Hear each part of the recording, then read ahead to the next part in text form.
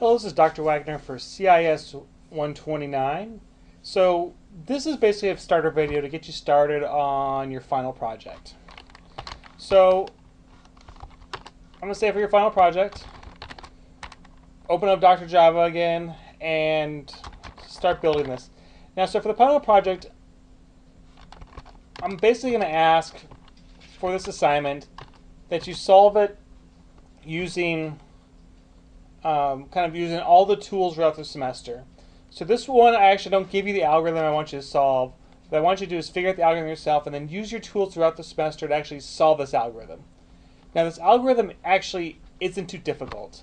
I'll get you started with the assignment, then I'll kind of tell you at the end what you need to do. And so for this particular assignment, you're going to make a magic triangle. And so what you need to do initially is to read in 3 values. So I'm going to set up this class.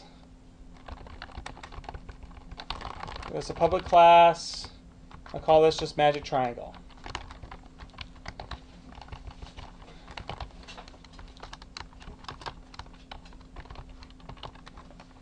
And for this particular class, you're going to have multiple methods in it, but just to kind of get you started, I'm just going to make one, which is the read in value. But you can easily make in basically the 3 different methods. You could have one that reads in the values, one that does the calculations, and one that reads out the values. So do public static void main, and then you should be familiar with this steps since you've been doing this all semester. argv, and then I'll just basically make the main. And so I'll have basically 3 parts: input, calculations, and output. And I'll just basically put a note here: can make own method, and copy this there. So this should give you the 3 different functions you need in here. And then what I want you to do is basically read in. So we'll have our input values. And so these are all going to be integers. And so I say you need an array for this assignment. You can use the input values as the array. So I'll make a new integer of size 3 for the input values. And then I'll read these values. So I could make this very simple. Instead of making a loop, I can just say read in value 1, read in value 2, read in value 3. And so what I need to do to bring in the scanner, so the one we've been using all semester, I'll do import java util.scanner for the imports up here, and then I'll basically initialize a scanner. And so for the scanner, and just to kind of keep this all connected, put this here. I'll do scanner, new scanner, and remember we're reading it from command lines. So it's going to be from the console system.in. And then so I'll read in the first value. So I'll do import, move this up so you can see it, import val 0. Remember for arrays you start with the value 0. Scanner, and then I'll do, what was it next? Int. And I'm going to save this and make sure I got it right because I can't remember if this is the correct way to do it. Let's compile current document. And so that is wrong. Let's see, can't find, got system variable, can't find scanner. And my mistake is this system is a class, so it needs to be uppercase. Now let me try building this again. Compile current document. Looks like it works. And then I'll run it. So run magic triangle 2. So it takes in the value. So I'll say system.out.println enter. I'll say Call this left value. And just kind of remember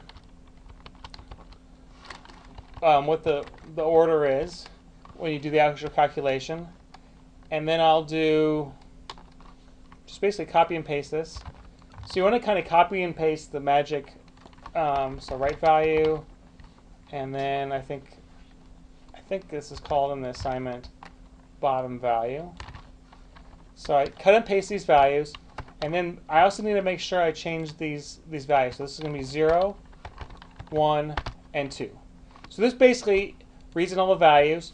And so what you'd want to do if you put this into a method, so I'm not going to do the method for you guys here, but this is, you have to do some of the assignment. But you can put this in a method, then just return the input value as the return value, and then pass that along. And then for the calculations, you want to make this an actual output value as well. So what I suggest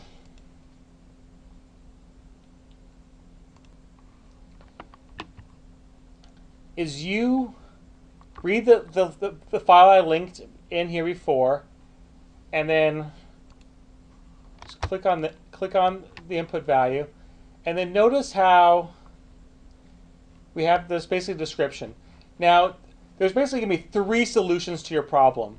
You can do what's called a brute force. You basically try all the different values to make this magic triangle work, or you can kind of limit the values based on different calculations, or, which is always the best case, is what's called a closed loop solution. So if you go to the very bottom, this guy, Dr. Rick, he basically explains to you, that gives you the initial algebraic solution to this, and then you go in, and you need to add a little bit more, but go in and solve this algebraically, and then you can actually just have that be the way you calculate it. And the reason, again, why I do this assignment is so after your first few classes of computer programming, you're going to basically be asked to make algorithms, and you're not going to say, okay, do it this way, use Java. They'll basically say, do it whatever way you want, just solve code it up any way you want, just solve the algorithm, or find an algorithm that solves the solution. So that's what you're going to need to do for this final assignment, and it's going to help you kind of put all the different pieces together. And so that's what you're going to put in on this place. Is basically you're going to make a method that takes in this input value and is going to output the output value for this. And so the last portion is basically making your output. And so you can kind of format this any way you want. If you want to make the triangle, you can, but I'm not going to say you have to, and just kind of save you a little bit of time for me. Oh, not you, me time. I'm just going to make this a very simple. I'll say print line. Top value is, and I'll just say put top integer here. And before I forget, your solutions aren't going to always be integers. So what you should actually change this to is a double or a float.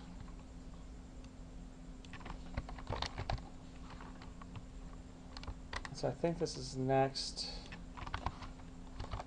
Hopefully this works.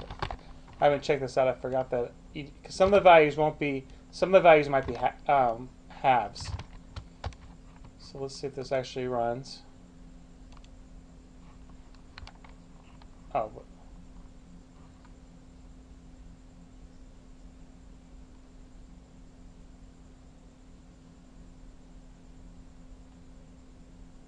What's this there? Print. Oh, still print line on. And so this will do it, but basically what you need to do is, in this portion here, I'll just say, solve equation. And again, I suggest you read through the notes that I gave and the link I gave you, and then read down to the bottom. As you can see, I actually took this. This was a final assignment from a couple years ago.